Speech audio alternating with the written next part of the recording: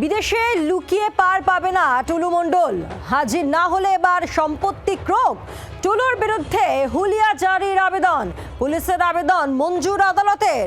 এবার টুলুর বাড়ি অফিসে হুলিয়া প্রকাশ, সংবাদপত্রেও হুলিয়া প্রকাশের প্রক্রিয়া শুরু হবে।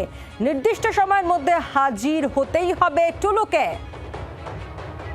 পিয়ালি মেট্রো রয়েছেন আমাদের সঙ্গে টেলিফোনের প্রতিনিধি। পিয়ালি, অর্থাৎ এইভাবে পলাতক বা ফেরার হয়ে পার পাওয়া যাবে না।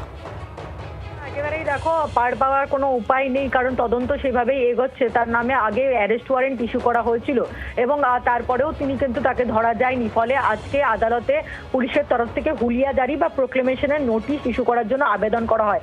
আবেদন সেটা মঞ্জুর হয়েছে। ফলে আগামী কাল থেকে তার বাড়ি আশেপাশের সমস্ত এলাকায়, বিশেষ করে সংবাদপত্রে ঘোষণা করা হবে যে 14 সেপ্টেম্বরের মধ্যে সকাল 11টার মধ্যে যেন তিনি আদালতে হাজির হন বা উপস্থিত হন। যদি তিনি সেটা করতে ব্যর্থ হন 30 দিনের মধ্যে, তাহলে কিন্তু এর পরবর্তী যেটা পদক্ষেপ হয়, আদালত তাকে প্রোক্লেম অফেন্ডার বা ঘোষিত অপরাধী হিসেবে ঘোষণা করবে এবং তার পরবর্তী ধাপই হচ্ছে তার সম্পত্তি ক্রোক করা বা অ্যাটাচমেন্ট করা। অর্থাৎ ক্রমশই কিন্তু বিপদ বাড়ছে এই টুলু মণ্ডল ওরফে মোহাম্মদ নাজিমুদ্দিনের।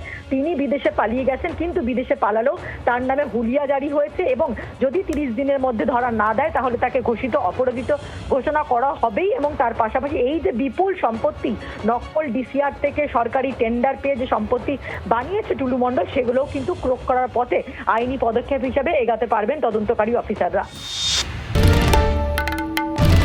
বাংলার আওয়াজ, বাঙালির আবেগ, জি 24 ঘন্টা।